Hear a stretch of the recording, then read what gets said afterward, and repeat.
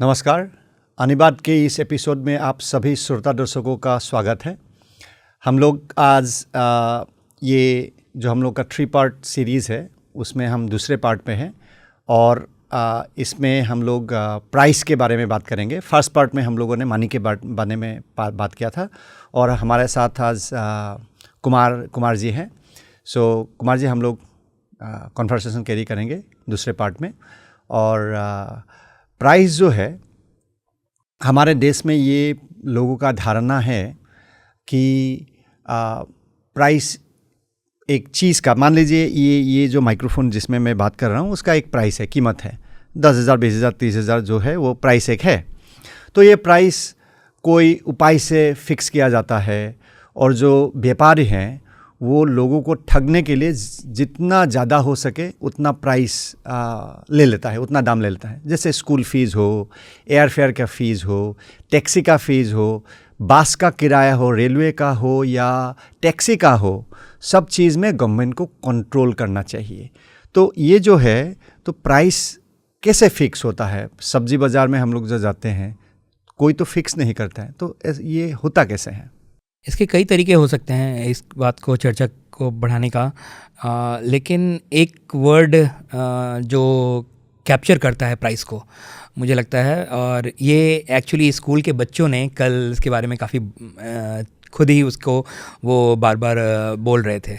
और अच्छा, मतलब आप लोग जो CCS के थ्रू से जो आई पॉलिसी शीर्षक आप लोगों ने जो प्रोग्राम करते हैं जी जवान बच्चों के लिए, और हाल ही में आप लोगों ने स्कूल के साथ भी किया है। जी, तो उसमें जो स्कूल के बच्चे थे उन्होंने एक वर्ड यूज़ किया, स्केरसिटी कि उसको अगर हिंदी में बोलें स्केरसिटी को तो अकाल विलुप्त होना, शायद, आई एम नॉट श्योर, या कम हो जाना। किसी चीज़ की, कोई चीज़ की मात्रा कितनी है, कम है या अधिक है, ज़्यादा है या कम है, किसी भी चीज़ की मात्रा। तो स्केरसिटी ऑफ समथिंग जो कि डिमांड में है। अब अगर ये माइक्रोफोन काफ़ी डिमांड में है और उसकी मात्रा काफ़ी प्रचुर है, बहुत जगह अवेलेबल है, हर जगह आसानी से अवेलेबल है, और जो डिमांड है उससे कहीं ज़्यादा है, तो वो रिफ्लेक्ट करेगा उसके प्राइस में कि प्राइस उसका कम होगा, क्योंकि वो प्रचुरता के साथ अवेलेबल है, अबंडेंस है उसका, वो आसानी से हर जगह मिल जा रहा है और काफ़ी चॉइसेस है लोगों के पास उस चीज़ ना को। कि वो मॉरली बहुत अच्छा है, सही है। पानी का आधा लीटर का बोतल जो है वो 10 रुपया में बिक्री होता है। ये आप किनले या पेप्सी वगैरह का जो है 8 से 10 रुपया में आधा लीटर बिक्री होता है। लेकिन बियर बोतल हो या दारू का हो आधा लीटर का बोतल, वो सबसे कम कीमत वाला दारू भी शायद 100 रुपया का होगा। और दारू आपके सेहत के लिए ख़राब है और पानी के बिना आप मर जाएंगे, लेकिन पानी का कीमत कम है। तो क्योंकि पानी बहुत ज़्यादा है, स्कैर्स नहीं है, सप्लाई ज़्यादा नहीं है। हाँ, तो स्कैर्सिटी का मैं हिंदी में देख रहा था, कमी, अभाव या दुर्लभता, कि कौन सी चीज़ कितनी कम है या ज़्यादा है, जिसका अभाव है या अभाव नहीं है, या दुर्लभ है या आसानी से मिल जा रहा है।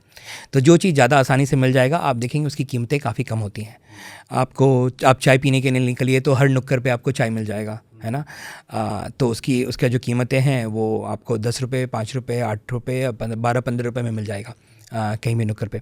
और आप कहीं ऐसे जगह जा रहे हैं जहाँ पे दूर दूर तक कोई ट्रांसपोर्ट अवेलेबल नहीं है और आपको सडनली, मान लीजिए आपका कार ब्रेक डाउन हो गया और फिर आपको कहीं या तो कभी कुछ मिलेगा नहीं, और जो मिलेगा उसके लिए जो चीज़ कीमत आपको देनी पड़ेगी कभी, तो वो इस चीज़ को दर्शाता है कि वो चीज़ आपको कितना स्केर्स है।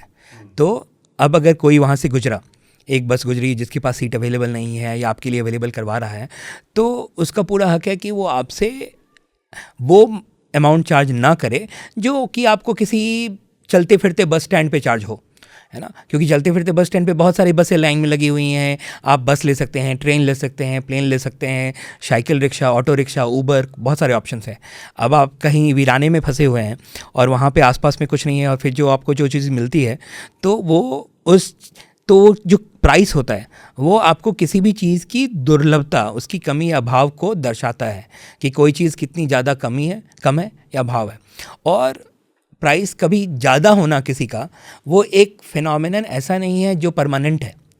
अगर किसी चीज़ की कीमत ज़्यादा है तो प्राइस एक सिग्नल भी होता है, वो सारे लोगों को एक सिग्नल दे रहा है कि प्राइस ज़्यादा है, यानी कि ये चीज़ स्केर्स है, यहाँ पे कम है। तो अगर कहीं पे ज़्यादा है कोई चीज़, तो वो वहाँ से वो चीज़ उस जगह आ जाएगी जहाँ पे वो चीज़ दुर्लभ है, क्योंकि उनको इस चीज़ का फ़ायदा उठाना है। यहाँ पे ये चीज़ कम है, यहाँ पे कीमतें ज़्यादा मिल रही हैं, तो चलो वहाँ पे इस चीज़ को बेचते हैं, वहाँ पे इस चीज़ को अवेलेबल करवाते हैं ताकि हमें थोड़ा ज़्यादा मुनाफा हो जाए। और धीरे धीरे ज़्यादा लोग आते जाएंगे, उसकी दुर्लभता कम होती जाएगी, और फिर स्केर्सिटी जो कभी भी होती है वो रिलेटिव होती है। तो जो रिलेटिव स्केर्सिटी है, जो रिलेटिव दुर्लभता है, वो कम हो जाएगी, कीमतें कम हो जाएंगी, वो चीज़ नॉर्मलाइज हो जाएगा फिर। तो आपने जो कहा वो है कि एक बाज़ार में सुबह जब कोई टमाटर लेके बैठा तो 5 केजी 5 रुपये पर केजी बिक्री हो रहा है, और शाम तक जब उनके पास रह जाता है, पूरा बिक्री नहीं हुआ, तो वो 4 रुपये या 3 रुपये में भी दे देता है। तो प्राइस जब खुला छोड़ दिया जाता है, गवर्नमेंट का कोई इंटरफेरेंस ना हो, किसी शक्ति का कोई इंटरफेरेंस ना हो, तो अपने आप मार्केट जो सप्लाई और डिमांड है उसका बैलेंस निकाल लेता है, और प्राइस उसी से होता है। कितना सप्लाई है, स्केर्स है, ज़्यादा है, कम है, ज़्यादा है, और ख़रीदने वाले कितने हैं। तो एक क्योंकि ये गुवाहाटी है, असम है, तो एक मैं उदाहरण देता हूँ। मकर संक्रांति के पहले दिन रात हम लोग यहाँ पे एक फीस्ट होता है, तो उसको हम उरुका कहते हैं। उरुका मकर संक्रांति के पहले रात होता है। एक डिस्ट्रिक्ट में मकर संक्रांति के रात को होता है, लेकिन ज़्यादातर मकर संक्रांति के पहले रात होता है। तो उस दिन सुबह, मान लीजिए 14 जनवरी को मकर संक्रांति है, तो 13 तारीख को उरुका होगा। तो 13 तारीख में सुबह मछली का मार्केट इतना होगा, जो भी नॉन वेजिटेरियन है उनके घर में मछली बनेगा ही बनेगा। तो मान लीजिए अगर असम में नॉर्मली 10 जनवरी को मार्केट है 10 टन का, तो उस दिन तो 100 टन हो जाएगा, 100 टन। तो उसका प्राइस बहुत बढ़ जाता है। और उरुका के रात को जो मान लीजिए एक मछली शीतल मछली अगर 500 रुपये में, मान लीजिए 500 रुपये में सेल हो रहा है, तो उस दिन तो वो 700, 800, 1000 भी सुबह जब जाएंगे आप खरीदने के लिए तो 1000-1200 बोल देगा, मतलब डबल से ज़्यादा। लेकिन धीरे धीरे वो कम होके शाम तक 50-60% ज़्यादा होके बिक्री हो जाता है, क्योंकि उस दिन हर कोई खाएगा, हर किसी आसामीज़ के घर में मछली बनेगा। तो ये हो गया सप्लाई और डिमांड के। तो ये जो है हमने देखा कि जो सुलभ होगा, जो ज़्यादा रहेगा, जैसे मैंने पानी का बात में कहा, तो पानी के बिना हम लोग मर जाएंगे। कितना दिन पानी के बिना हम जी सकते हैं? 2 दिन 3 दिन जो भी हो, लेकिन बिना पानी हम मर जाएंगे। और दारू के बिना हमारा कुछ नहीं होने वाला है। फिर भी दारू का एक दाम ज़्यादा है, क्योंकि वो उसका वैल्यू एडिशन होता है। तो ये जो डिमांड है कि जैसे कि आपका प्लेन का फेयर हो गया, प्राइस गाउजिंग हो रहा है, और गवर्नमेंट का डिमांड है, कुछ एक मैक्सिमम गवर्नमेंट फिक्स कर देता है, स्कूल फीस फिक्स करता है, ट्रेन का होता है, ऑटो रिक्शा का होता है, टैक्सी का होता है। अभी उबर में नहीं हो रहा है, लेकिन उबर में जब प्राइस फ्लक्चुएशन होता है तो उसके लिए भी कभी कभी डिमांड आता है कि प्राइस फिक्स किया जाए। तो हिस्टोरिकली हम लोग सोवियत रशिया का ब्रेड लाइन्स हो या जो भी हो, जब भी गवर्नमेंट ने जहाँ कहीं भी, मतलब ज्योग्राफी हो या टाइम हो, ये एशिया हो, यूरोप हो, अफ्रीका हो, लैटिन अमेरिका हो, अमेरिकाज हो, जो भी हो, एंड समय कब भी हो, 18th सेंचुरी हो, 19th सेंचुरी हो, 20th सेंचुरी हो, 21st सेंचुरी, कब भी, सो इरेस्पेक्टिव हो ज्योग्राफी एंड टाइम, कहाँ हमने ऐसा देखा है कि जब भी गवर्नमेंट ने प्राइस फिक्स करना चाहा है, वो डिजास्ट्रस इफेक्ट हुआ है। नहीं, बिल्कुल सही बात है। और इसका एक नेचुरल प्रोसेस होता है कि प्राइस एक आप समझिए पानी की तरह है, जो अपना सतह ढूंढ लेती है, और उसमें आप कहीं बाधा लगा दीजिएगा, आप उसको कहीं रोक दीजिएगा, तो वो इधर उधर जाएगी, और फिर उसका अपने नेचुरल प्रवाह में अगर रोक लगता है तो फिर परेशानी होगी। तो प्राइस, जैसे हम कह रहे थे कि वो एक रिलेटिव स्केर्सिटी, जो उसकी दुर्लभता को दर्शाता है। और अगर आप प्राइस आपने फिक्स कर दिया, आपने बोला कि अभी शाम के समय ऊबर सर चार्ज लगाता है, और वो 100 रुपये की जो डिस्टेंस है उसको वो 200 रुपये 250 रुपये चार्ज कर रहा है या 150 रुपये कर रहा है, तो आप नहीं कर सकते हो, 100 रुपये ज़्यादा आप नहीं कर सकते हो। तो आप प्राइस का काम था कि वो आसपास की सारे लोगों को एक सिग्नल देना, और सिग्नल ये देना कि बताना कि ये चीज़ अभी दुर्लभ हो गई है, क्योंकि शाम को पीक आवर है, लोग अपने काम की जगह से अपने घर वापस लौटना चाह रहे हैं, सबों का ऑफिस 5 बजे 6 बजे बंद हो रहा है, सब एक साथ निकलना चाह रहे हैं, तो उबर उस समय आपको एक सर्ज दिखाता है, एक थोड़ा महंगा हो गया है। और दिन के 12-1-2 बजे आप देखिए तो आसानी से सेम नॉर्मल प्राइस में आपको वो मिल जाएगा। तो सिग्नल किसके लिए है? ड्राइवर जो घर में बैठा है उसके लिए, आ जाओ भाई गाड़ी चलाओ, प्राइस बढ़ रहा है? ये सिग्नल दोनों लोगों के लिए है। ये सिग्नल है उन लोगों के लिए जो लोग गाड़ी चलाना चाहते हैं, क्योंकि उनको ये बताता है कि देखो इस एरिया में जहाँ ऑफिस का एरिया है, ऑफिस बंद हो रहे हैं, लोग अब घर जाना चाहेंगे, वहाँ पे आपको सवारी तुरंत मिलेगी और सवारी लोग ज़्यादा पैसा देने को तैयार होंगे, क्योंकि उसमें वहाँ डिमांड ज़्यादा है ना, और लोग अपने घर जाना चाह रहे हैं। और ये एक सिग्नल है सवारी के लिए कि सुनो, अभी जो नॉर्मल कीमत पे 100 रुपये मिल जाता है, या तो मैं 1-2 घंटा वेट कर लूँ, ऑफिस में लेट से निकलूँ, 8 बजे के बाद निकलूँ तो कि मुझे 100 रुपये देना पड़े, या फिर मैं कोई ऑल्टरनेट रास्ता ढूंढ लूँ, मैं बस पकड़ लूँ, या मैं किसी ऑफिस के दूसरे मित्र के साथ कार में कार पूलिंग कर लूँ। तो इस तरीके से आप अल्टरनेट रास्ता ढूंढते हो। तो प्राइस हमेशा एक सिग्नल है जो कि बायर और सेलर दोनों को ये बताता है कि आप अपनी इस सिग्नल के जो कि दुर्लभता को बता रहा होता है, आप उसके हिसाब से अपने बिहेवियर, अपने प्रेफरेंस, अपने डिमांड को एडजस्ट कर सकते हैं। Efficient use of resources. बिल्कुल।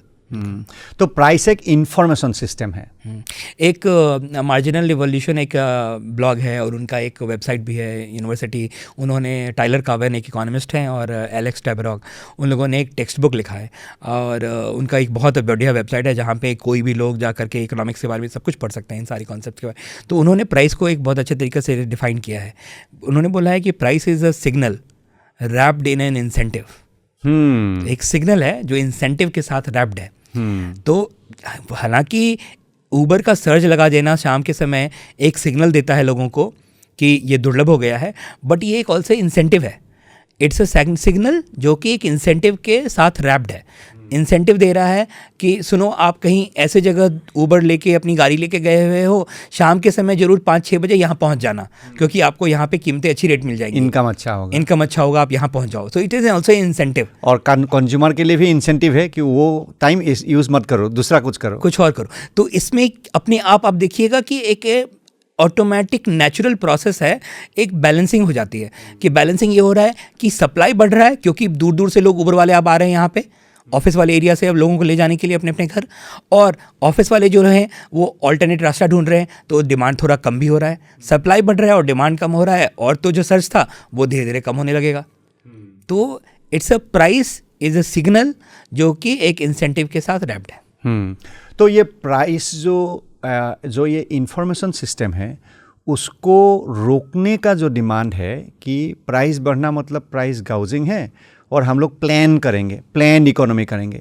लेकिन मिजेस ने ये बहुत पहले दिखा दिया था अर्ली 20th सेंचुरी में ही कि जो प्लान इकोनॉमी है वो कभी भी सक्सेसफुल नहीं हो सकता है, क्योंकि ये इंफॉर्मेशन सिस्टम नहीं मिलेगा।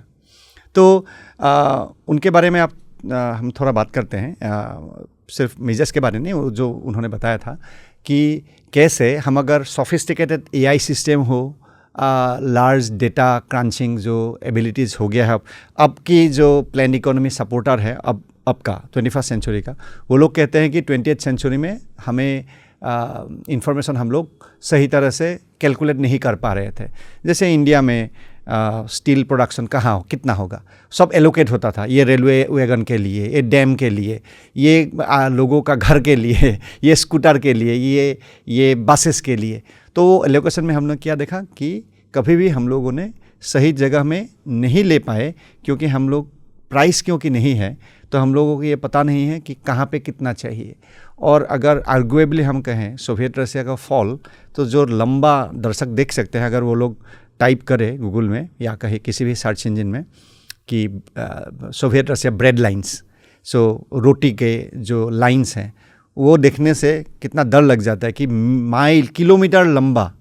कितने किलोमीटर लंबा लाइन लग जाता है। हालांकि सोवियत रशिया उस टाइम के सबसे ज़्यादा गेहूं के प्रोड्यूसर थे, लेकिन वो ब्रेड बना के सप्लाई नहीं कर पा रहे थे, क्योंकि प्राइसिंग सिस्टम नहीं था, तो इन्फॉर्मेशन नहीं मिलता था उनको, और वो फ्री मार्केट से इन्फॉर्मेशन लाते थे।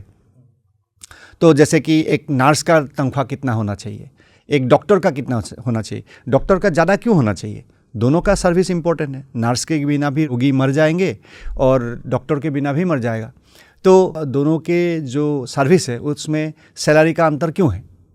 तो ये जो प्राइस का अगर प्राइसिंग सिस्टम नहीं रहा, इंफॉर्मेशन सिस्टम नहीं रहा, तो हम लोगों को कभी भी प्लान्ड इकोनॉमी इसीलिए कभी भी सक्सेसफुल नहीं होता। इसके बारे में आपका क्या विचार हाँ, है? ये तो एक ऐसा आइडिया है जिसको बहुत पहले ही खारिज कर दिया गया है, जिसको पहले ही नकार दिया गया है। लेकिन वो मार्क्स का जो लेबर थियरी ऑफ वैल्यू है, लेकिन ये अभी भी चल रहा है। अभी भी लोगों के मन में ऐसा है कि नहीं, प्राइस को गवर्नमेंट फिक्स करना है, प्लानिंग करना है। हाँ, तो प्राइस का जो डिटर्मिनेंट है, तो अगर आप कोई सवाल पूछे कि प्राइस किस चीज़ से डिटरमिन होती है, तो लोग बोल सकते हैं कि प्राइस का एक मेजर एक जो डिटर्मिनेंट है वो कॉस्ट होता है, कि किसी चीज़ में कितना लगा, लागत क्या आया उसको बनाने का, उससे डिटरमिन होता है उसका प्राइस क्या होगा।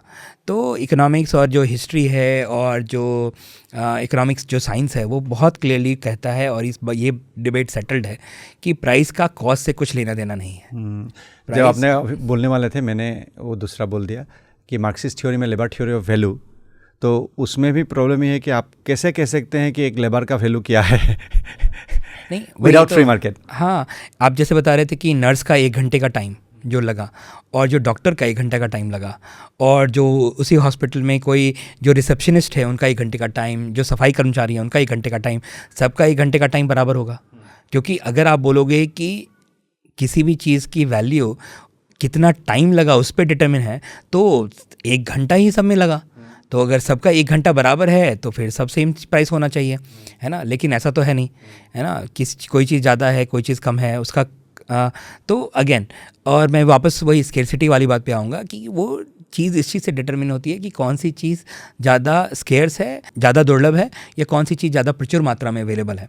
अब जो एक स्पेशलाइज्ड डॉक्टर है, उसका जो डॉक्टर को बनने में जितना टाइम वगैरह लगा, और आप देखोगे तो दुनिया भर में इंडिया का एग्जांपल ले लीजिए, असम का एग्जांपल ले लीजिए, तो एक स्पेशलाइज्ड कैंसर स्पेशलिस्ट या ब्रेन न्यूरोसर्जन, तो उनकी संख्या कितनी है, और स्पेशलाइज्ड नर्सेस की संख्या कितनी है, स्पेशलाइज्ड रिसेप्शनिस्ट की संख्या कितनी है, और स्पेशलाइज्ड क्लीनर GNM की संख्या कितनी है। और इन सब चीज़ों में आप देखोगे कि कोई चीज़ बहुत ही दुर्लभ है और उनका समय इसलिए उतना वैल्यूबल हो जाता है ज़्यादा, जो कि एक न्यूरोसर्जन का टाइम है, और जो बाकी जो दुर्लभ नहीं है उनकी कीमतें थोड़ी कम होती हैं, इसलिए कोई चीज़ ज़्यादा एस्पिरेशनल होती हैं।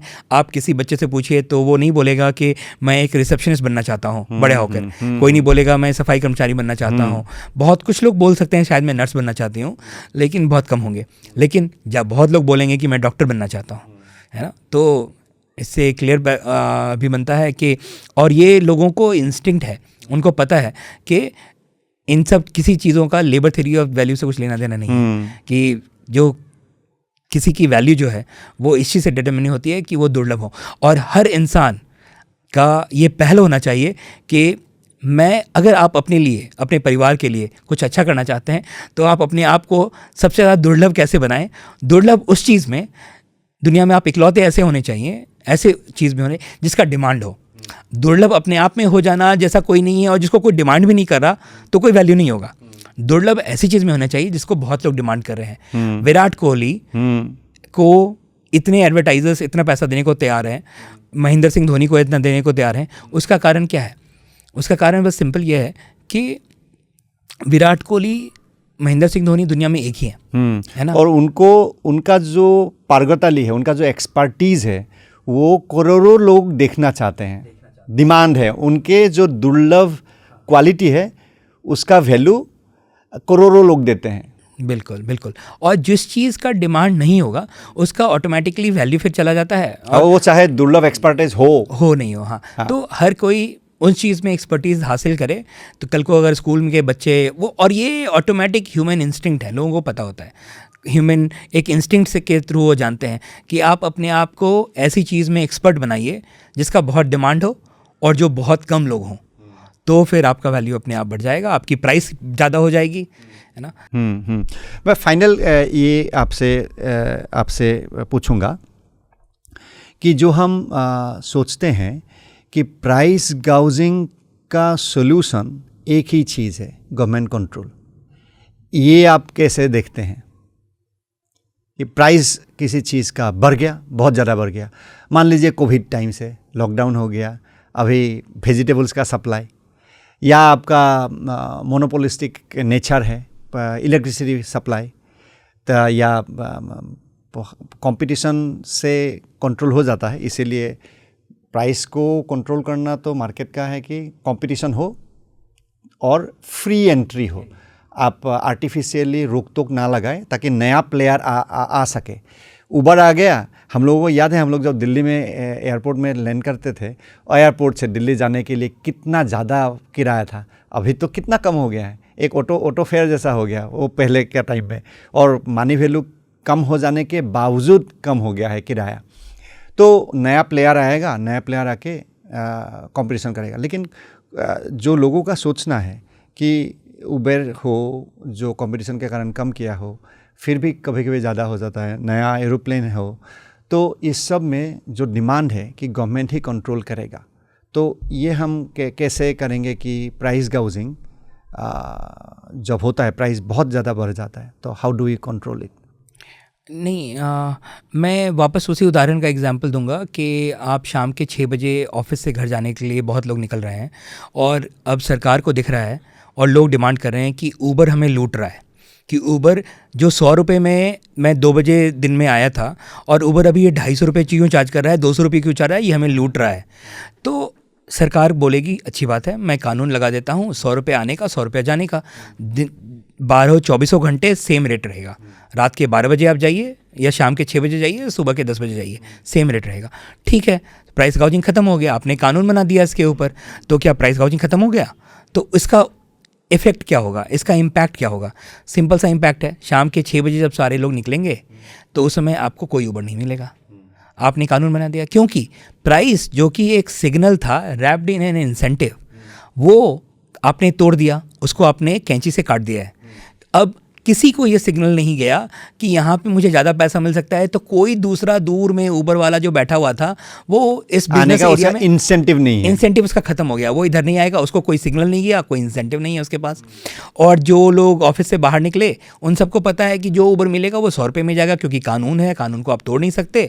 तो वो जब निकलेंगे तो जो पहला आदमी आया, इक्का दुक्का जो ऑटो वाले थे, ऊबर वाले थे, उन पर वो बैठ के निकल गए, जो लकी थे, बाकी किसी को कुछ नहीं मिलेगा, बाकी सब बैठ करके इंतज़ार करेंगे।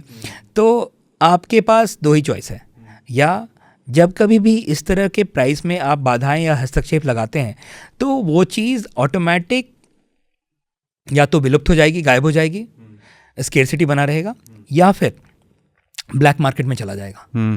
अच्छा, तो जो फ्री मार्केट सपोर्टर को जो प्लान इकोनॉमी वाले हैं गाली देते हैं कि ये लोग अमीरों के लिए है, गरीबों के लिए नहीं, ये एक्चुअली नहीं है, ये उल्टा है। प्लेन इकोनॉमी से गरीबों का नुकसान ज़्यादा होता है, क्योंकि देखने में ऐसा लगता है कि प्राइस कंट्रोल तो हो गया, लेकिन चीज़ ही नहीं रहता है, ये बोल रहे हैं आप? बिल्कुल। हाँ। और फ्री मार्केट गरीबों के लिए ज़्यादा अच्छा है। बिल्कुल। और इसमें एक और चीज़ ये है कि price is a signal wrapped in an incentive, कि अगर आप 2 मिनट वेट कर लें, बस 2 मिनट, 2 घंटे, थोड़े दिन वेट कर लें, तो आपको दिखेगा कि मार्केट फोर्सेस जो हैं, डिमांड सप्लाई की जो फोर्सेस हैं, जो सिग्नल है, जो एक हाई प्राइसेस दुनिया के सारे एंटरप्रेन्योर, सारे बिजनेसमैन, सारे कार ड्राइवर और ऑटो चालकों को सिग्नल भेज रहा है, सिग्नल हर तरफ जा रहा है कि यहाँ आओ, यहाँ आओ, यहाँ आओ, यहाँ मुनाफा है, तो लोग आएंगे और कीमतें अपने आप कम हो जाएंगी, प्राइस कम हो जाएगा। और जो लोग अर्जेंटली पैसा खर्च करके यहाँ से वहाँ कहीं जाने को तैयार हैं, मान लीजिए आपको घर में कोई इमरजेंसी हो गई, आप उस समय लगता है कि आप 500 रुपये देकर के भी जाने को तैयार हैं, क्योंकि आपको कहीं पे कोई हेल्थ इमरजेंसी परिवार में हो गया, या किसी कारण आपको पहुँचना है, आपको ट्रेन या फ्लाइट पकड़ना है शाम के 6 बजे, तो आप 500 रुपये देने को तैयार हैं, तो आपको वो चीज़ उस समय मिल जाएगी। बजाय इसके कि कानून आ गया है, प्राइस गाउजिंग बैन कर दिया है, हमने 100 रुपये के अलावा कोई ज़्यादा चार्ज नहीं कर सकता, तो आप कब निकलिएगा, आपको कुछ नहीं मिलेगा।